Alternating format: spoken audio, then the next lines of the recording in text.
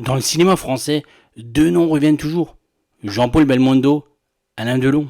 Deux légendes, deux styles et deux images totalement opposées.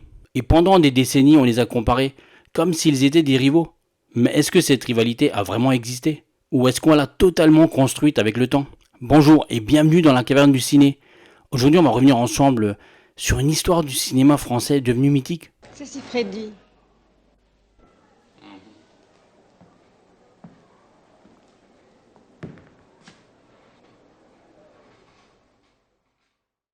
Alors pour comprendre cette rivalité, il faut revenir au début des années 60. À cette époque, le cinéma français est en pleine transformation. On sort du cinéma très codifié des années 50 et une nouvelle génération arrive.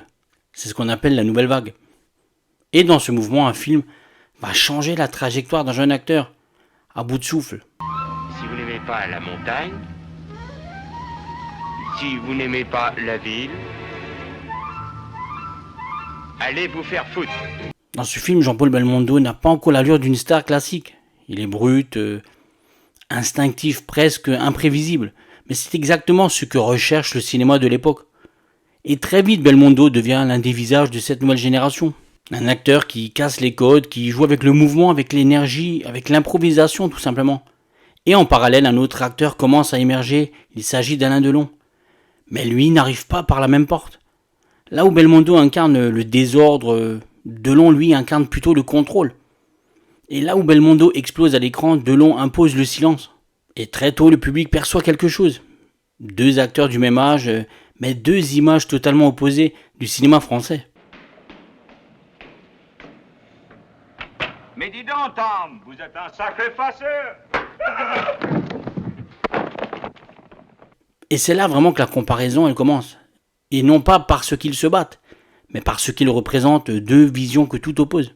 À partir du début des années 60, leurs trajectoires vont évoluer en parallèle, mais dans deux directions totalement différentes. Belmondo, lui, devient rapidement l'incarnation d'un cinéma en mouvement. Il court, il saute, il rit, il fait le fou, il donne l'impression de ne jamais vraiment jouer, mais d'exister dans ses rôles.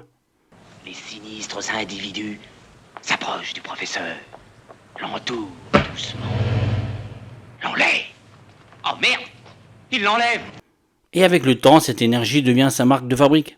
Belmondo n'est pas seulement un acteur populaire, il devient une présence. Et en face, Alain Delon, lui, construit une trajectoire complètement différente, plus méthodique, plus silencieuse. Il impose une forme de contrôle absolu à l'écran, là où Belmondo déborde, Delon maîtrise, là où Belmondo explose, Delon retient. Et très vite, le public commence à remarquer cette opposition.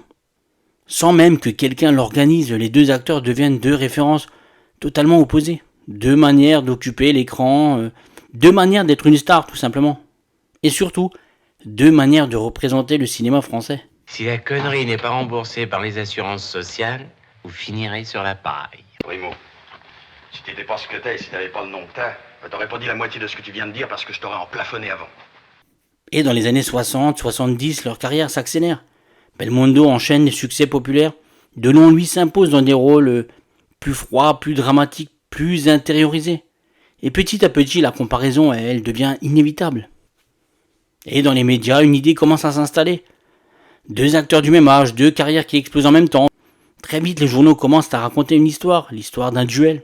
D'un côté, Belmondo qui est présenté comme l'acteur populaire, proche du public, quelqu'un de spontané, accessible, presque instinctif. Pop, c'est pour vous. Allô?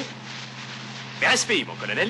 Et de l'autre côté, Delon qui devient l'icône froide, l'acteur mystérieux, inaccessible, contrôlé. C'est à partir de ce moment-là que le public commence d'ailleurs à choisir, sans même s'en rendre compte. Certains préfèrent l'énergie de Belmondo, et d'autres préfèrent la présence de Delon. Et finalement, cette différence de perception devient progressivement une opposition. Les médias amplifient ce contraste, et les interviews, les couvertures, les comparaisons. Et du coup, ce qui n'était au départ qu'une différence de style, devient une véritable rivalité dans l'imaginaire collectif. Mais attention, il y a quand même une nuance importante. Cette rivalité n'a jamais vraiment été une guerre ouverte entre eux. Elle a surtout été construite autour d'eux. Et c'est exactement ce qui va transformer leur image.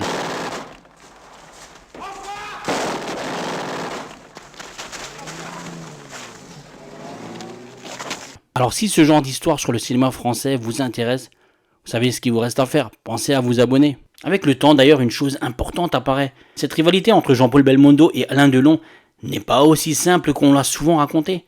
Parce que dans les faits, il n'y a jamais vraiment eu de guerre entre eux. Ils ne se sont jamais affrontés directement. Et surtout, ils ont toujours évolué dans des trajectoires très séparées. Belmondo n'a jamais construit sa carrière contre Delon, et Delon n'a jamais construit la sienne contre Belmondo. En réalité, ils n'avaient pas besoin de se confronter, parce qu'ils n'incarnaient pas la même chose. Cette opposition vient surtout du regard du public et bien sûr des médias, et c'est là que quelque chose d'intéressant se produit. La rivalité devient plus forte dans l'imaginaire que dans la réalité. Avec les années, quelque chose de plus profond se met en place. Belmondo devient plus qu'un acteur, il devient un symbole. Le symbole d'un cinéma populaire, libre, instinctif. Un cinéma qui respire, qui bouge, qui vit comme lui. Il incarne une forme de proximité auprès du public. Il devient Bébel, une énergie presque physique du cinéma français. Ces trucs-là, on n'aurait jamais à avoir à s'en servir. D'autant qu'on peut obtenir les choses autrement, j'en suis sûr. Tenez, en demandant. Et de l'autre côté, Alain Delon suit un autre chemin.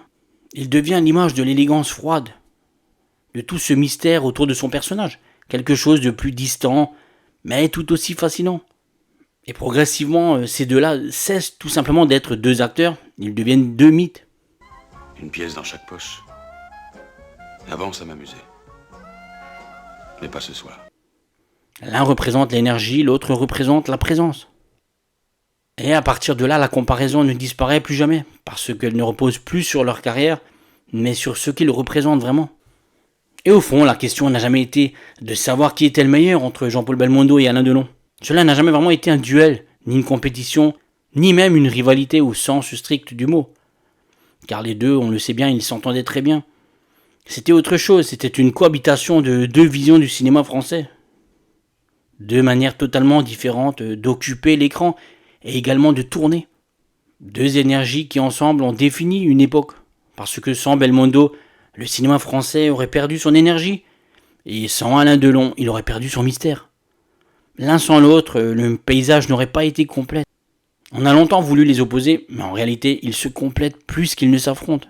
Et ensemble, ils ont défini toute une époque du cinéma français. Une époque où les acteurs n'étaient pas seulement des interprètes, mais des symboles, des images, des mythes. Aujourd'hui encore, on continue de les comparer. Et la vraie question n'est finalement pas qui était le meilleur, mais est-ce qu'on aurait pu avoir l'un sans l'autre? Parce qu'au final, le cinéma français n'aurait peut-être pas été le même sans ces deux acteurs brillants.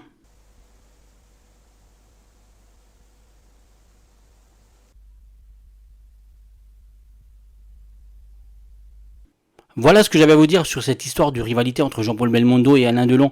Maintenant, dites-moi vous dans les commentaires ce que vous avez pensé de cette rivalité, si elle a été bénéfique, oui ou non, et dites-moi quel est votre acteur préféré, et également votre film préféré. Comme d'habitude, pensez à vous abonner si ce n'est pas déjà fait, à mettre un pouce bleu si vous avez aimé le contenu, et à partager sur tous vos réseaux sociaux, c'est comme ça que vous aidez à faire connaître, à faire grandir la chaîne, et je vous en remercie. On arrive bientôt tous ensemble aux 10K, c'est super. Et nous, on se retrouve très vite pour une prochaine histoire sur le cinéma français. Je vous souhaite un bon week-end. Portez-vous bien, bye. Cette fois, t'as gagné, Rock.